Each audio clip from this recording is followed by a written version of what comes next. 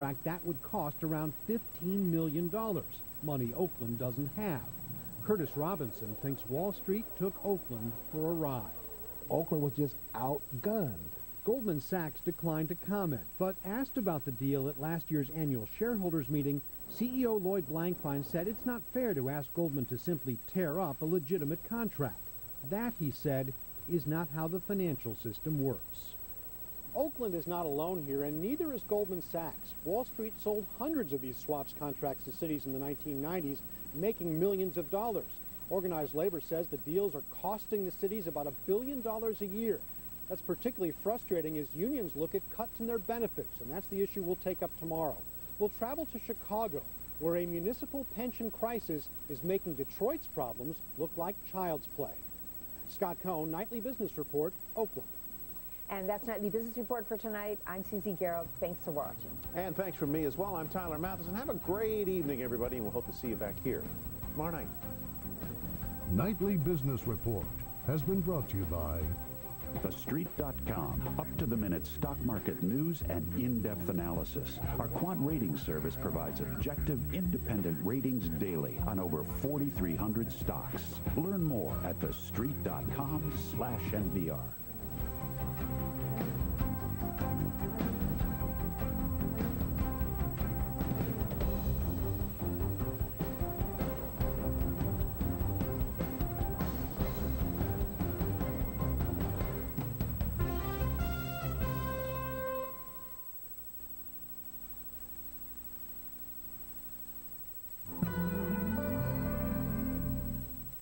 Programs on MPT are made possible by our members and the following. Hi, I'm David Schaffnacher. Are you tired of seeing me on MPT? Well, I know these guys are, but in order to see less of me, you need to give more to MPT. So become a member today. Thank you. Tonight on Direct Connection, could you have sleep apnea and not know it? The latest advice on treating this condition tonight, live at 7:30 on MPT. Public Square on MPT. It's TV worth watching. Abraham Lincoln had this tool that no other political leader in history had ever possessed. He was one of the earliest and most effective political tacticians, users of spin, users of what we would call a soundbite. Of the people, by the people, for the people, shall not perish from the earth. I mean, that says it all. This country is meant to survive. Tuesday night at 9 on MPT. I'm a professor of social work at the University of Southern Mississippi. I love being a teacher. My students come from varied backgrounds. The majority of them have also been impacted by Hurricane Katrina. They bring a lot of their own experience into the classroom. When you're teaching students that have life experience, they really demand relevance. I use PBS to show my students some of the things that they will actually be encountering out in the field. They are engaged, they have comments and questions, we have great dialogues.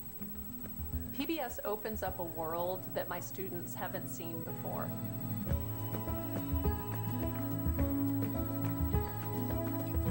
I can teach somebody, or I can show them. PBS makes what I'm teaching come alive. Asteroids, killer rocks on a collision course with Earth. An asteroid has more damage potential than a nuclear bomb of the same energy. Can new technology help prevent disaster? Oh, jeez! And turn a deadly threat into a lucrative opportunity? There are millions of these objects in the solar system, and we've only just begun to understand their resource potential. Asteroid, doomsday, or payday? Wednesday night at 9 on MPT. Programs on MPT are made possible by our members and the following. Port of Baltimore Cruise Maryland is your gateway to your getaway. The easy drive to port. Leave from the Port of Baltimore Cruise Terminal right off I-95, sailing to Bermuda, Bahamas, Caribbean, Canada, and New England. CruiseMaryland.com. MPT wishes to thank the following Leadership Society donors for their continued support.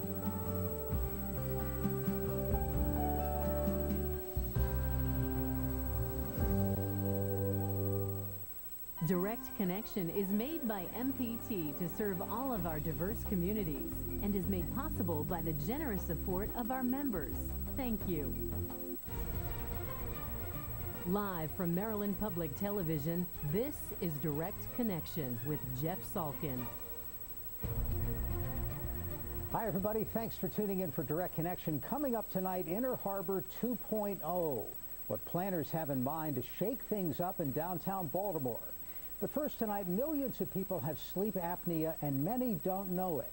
Joining us tonight for our Your Health segment is Dr. Rodney Taylor, Associate Professor of Otorhinolaryngology at the University of Maryland School of Medicine and ear, nose, and throat surgeon at the University of Maryland Medical Center. Doctor, thank you for being with us.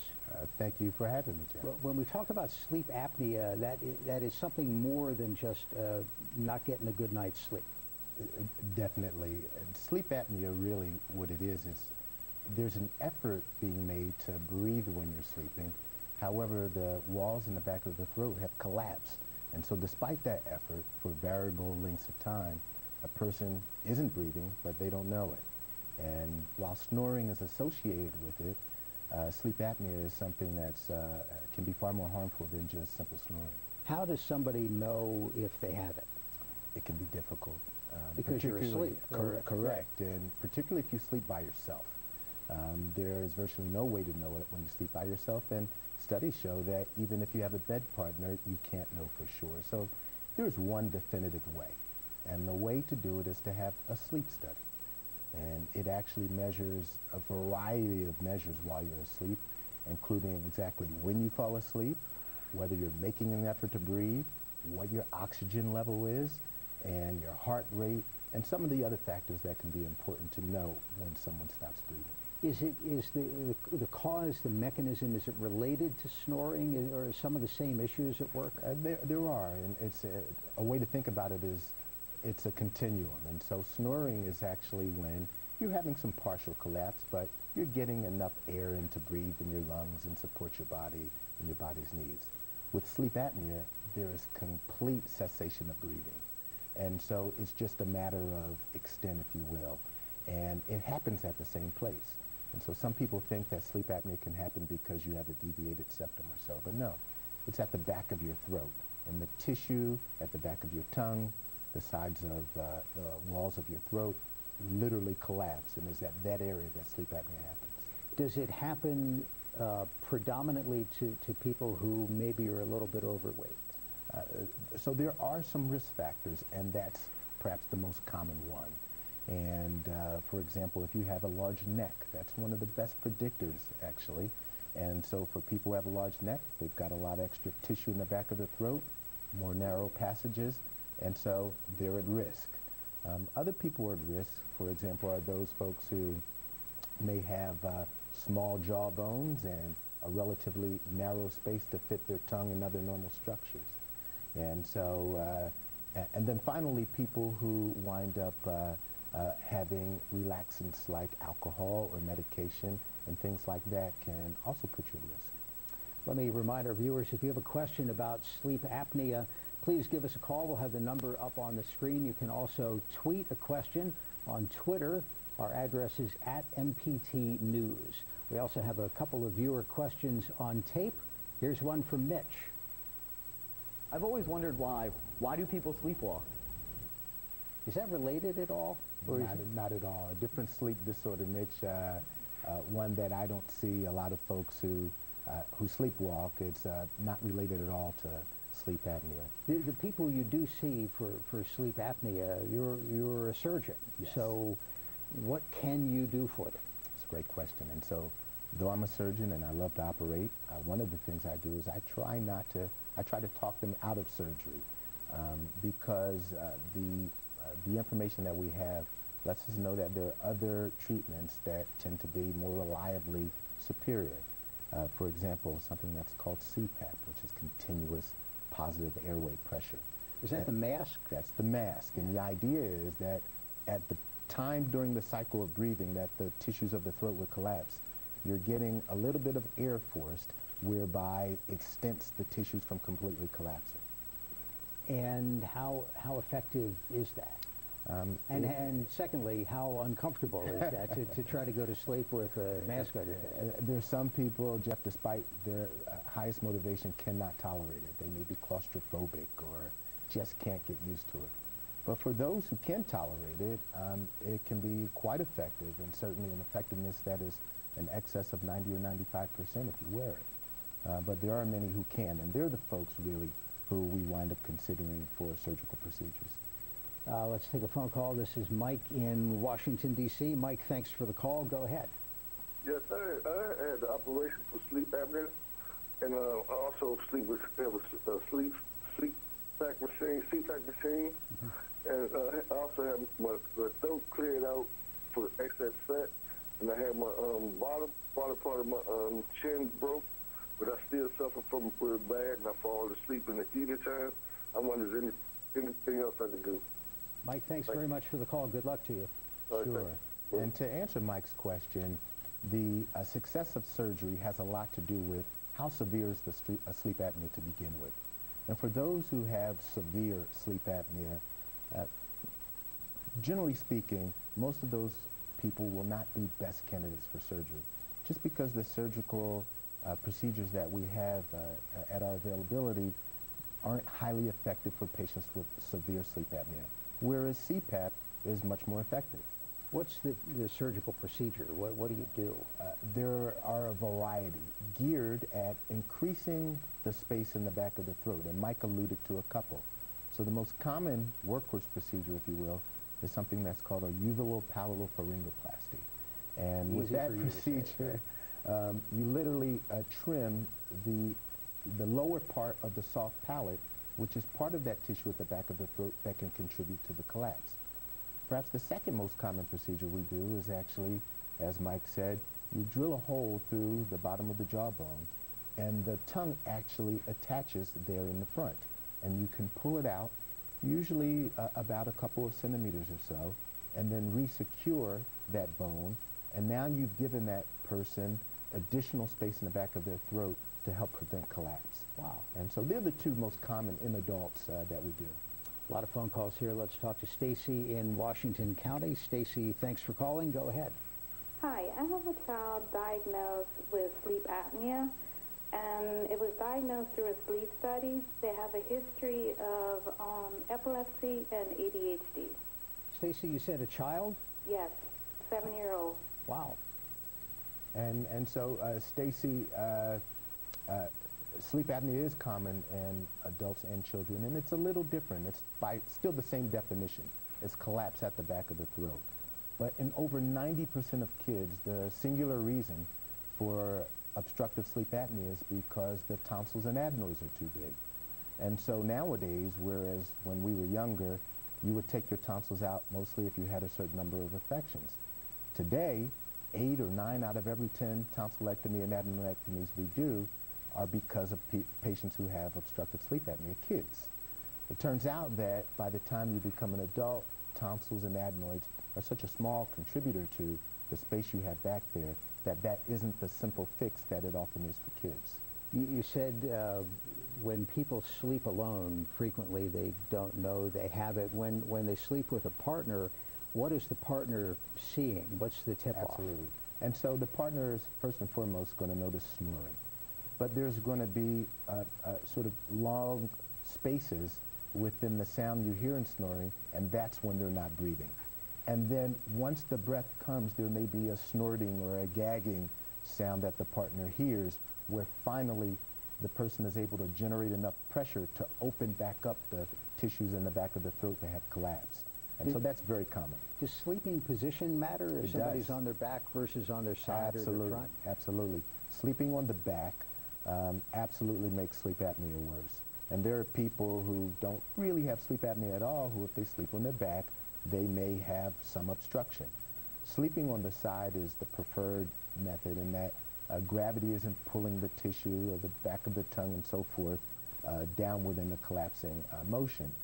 So the side is the preferred position for anyone who has snoring or sleep apnea. Mary in Berkeley County, West Virginia. Mary, thank you for calling. Go ahead. Hi.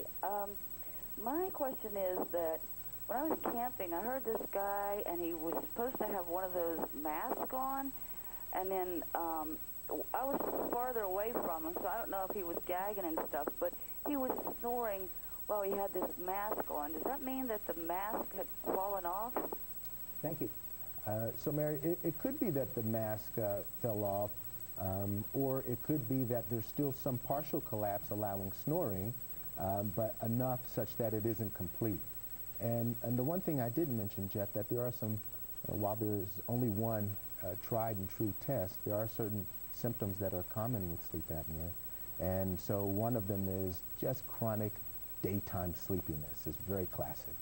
And the other is when you do wake up, you feel unrefreshed, although you've been in bed perhaps for what is the recommended time of 8 hours and so forth. And so that unrefreshed feeling or chronic daytime sleepiness, headache, depression, some of these are some of the very common symptoms that we see in people with untreated sleep apnea. Tell me more about the testing procedure.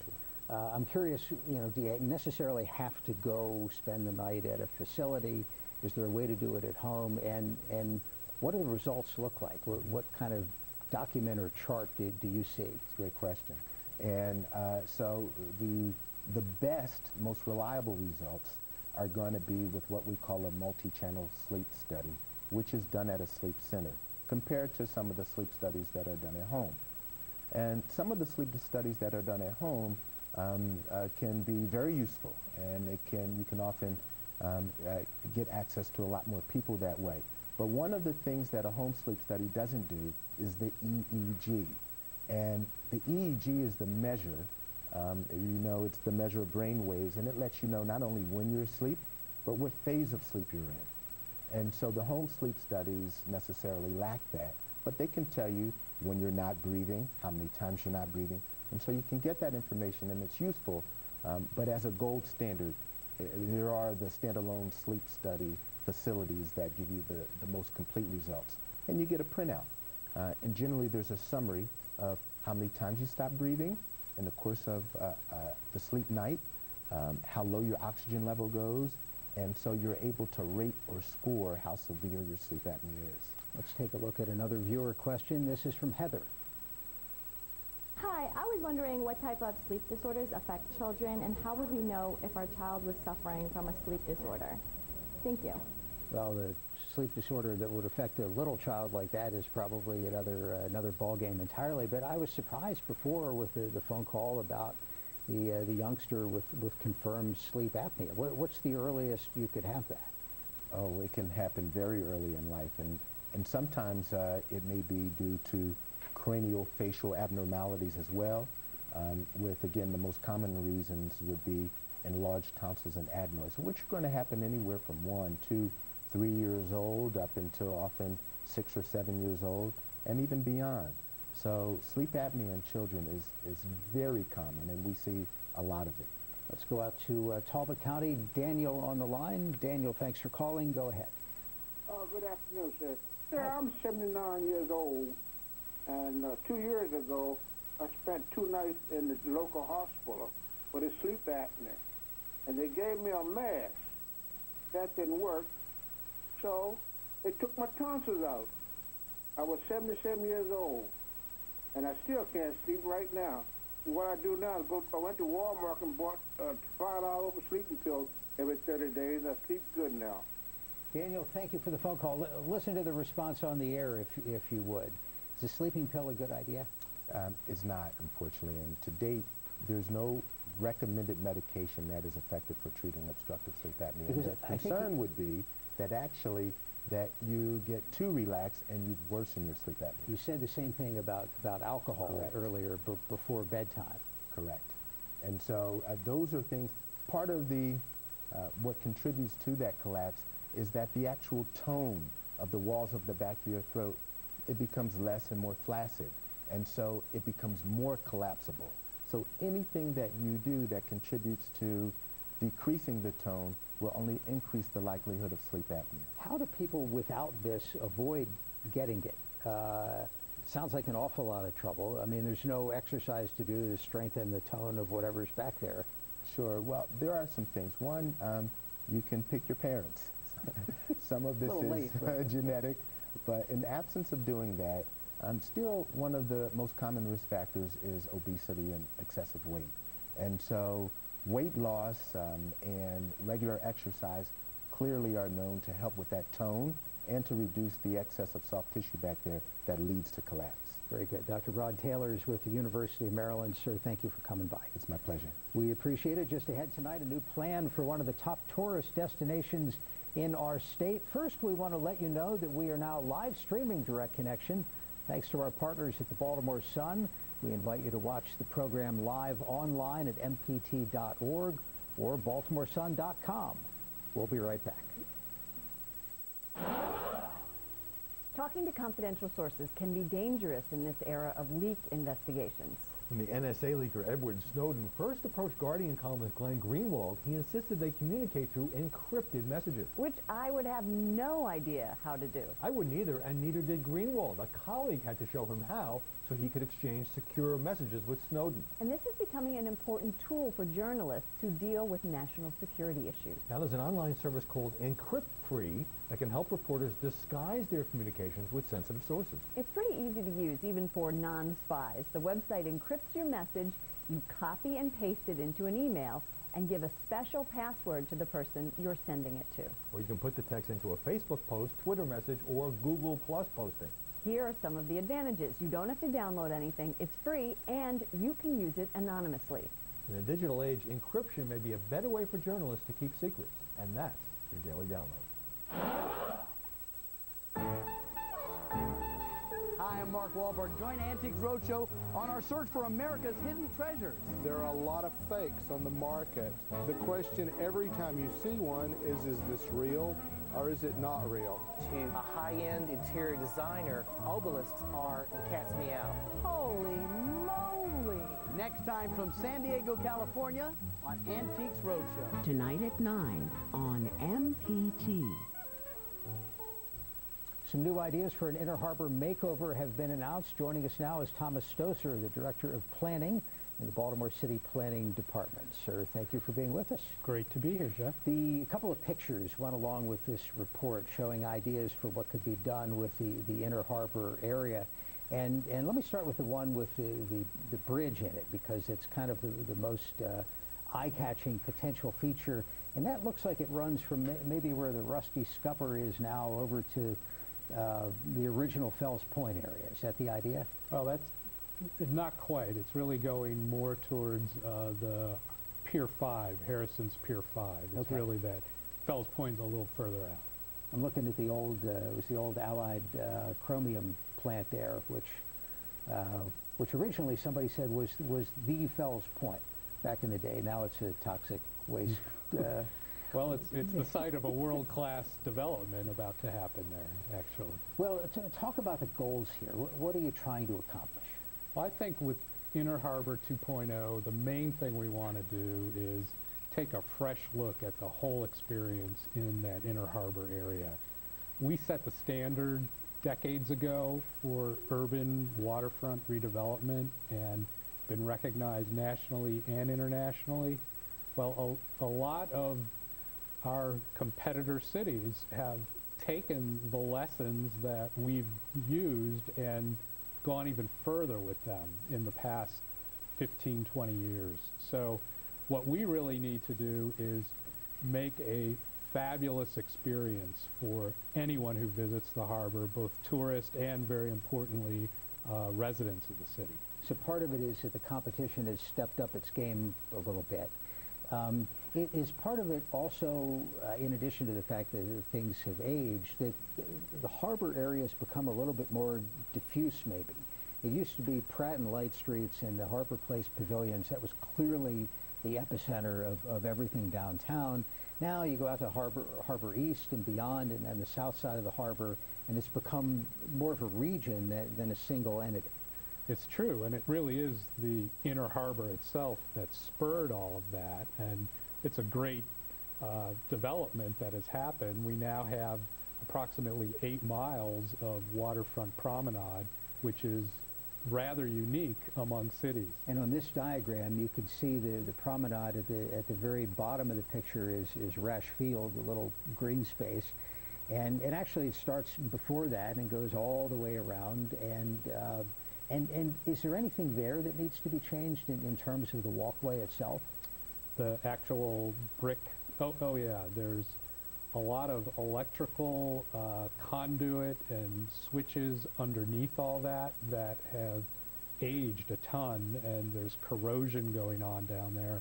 So we really are going to have to replace all that, and when we put it back with state-of-the-art new technology, we want to replace lights and street furniture, the bricks themselves, and add a lot of green so that there's really a much nicer experience. Green at the ground level, as well as trees, shade structures, things like that.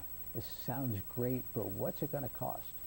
It's going to have a big price tag. In fact, the costs have not been fully developed yet, but it will be tens of millions of dollars over time, certainly. That's just the reality of these big projects. Back to the bridge idea, it would have to open in some way, right? Because you occasionally have tall ships, other vessels that need to come into the innermost part of the inner harbor. Absolutely. That's one of the things that is so special about the harbor are those ships, whether they're big battleships or the tall mast ships that come in, and that maritime history and tradition. We wouldn't put a bridge up that wouldn't allow that to happen. And the bridge itself, this is pedestrian only. Correct. And what does it do does it maybe discourage people from using that innermost area? If you're trying to get from, we won't call it Fells Point, but Harbor East over to Federal Hill, can you make a case that we want people walking all the way around? You know, I think it could go either way, but it's just another venue to make. Right now, you might have to wait for a water taxi, which is not a bad thing. That's a great experience itself to cross, but especially for folks who might be a little challenged getting around, this would be a much more direct way for that to happen. Let's take a phone call. This is Bruce in Baltimore County. Thank you for calling. Go ahead. I was wondering about the tall ships coming into the inner harbor, because this has always been the most wonderful thing I've ever seen, and I'm a native Baltimorean, and these are incredible, and I think that they would be prevented by the pedestrian bridge from coming in. Hasn't that been taken into consideration? Thanks very much for the phone call. So you said it needs to open, but it's only going to open not 5 times a day. No. It would be built to allow the typical water traffic to go underneath it, but for any of those special occasions, we would, have to design it that way. If we can go back to that slide for a second, you could see Rash Field, lower right. What do you envision there?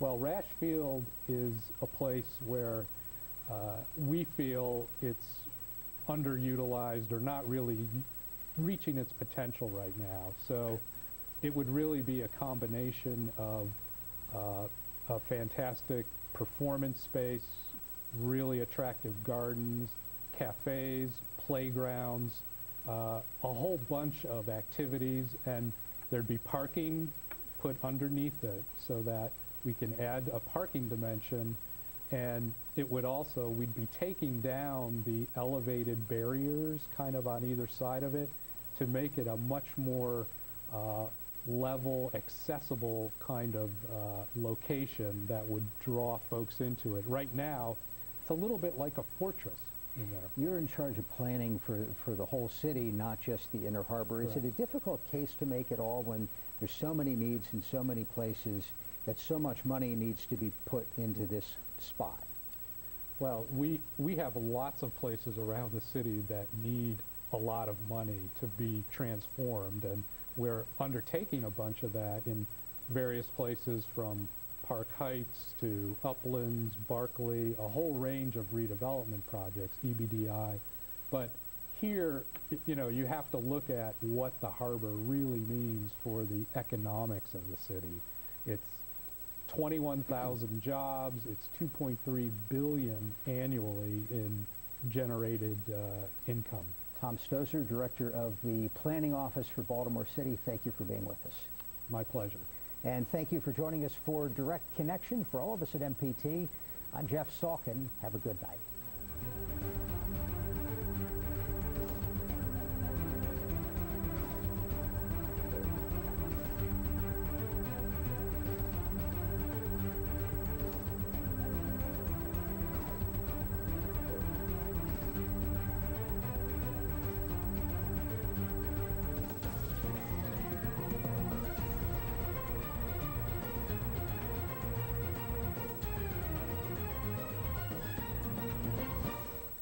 This program was made by MPT to serve all of our diverse communities. Next time on Antiques Roadshow, we're highlighting treasures that survived natural disasters, fires, even heated battles. Supposedly, it had been shot in several places. It's too bad that Burl Ives melted away, but that's the problem when he's in a hot attic. I'm so glad it survived. Me too. You won't want to miss our special edition Antiques Roadshow Survivor. Tonight at 8 on MPT. You're watching member-supported Maryland Public Television. Next time on the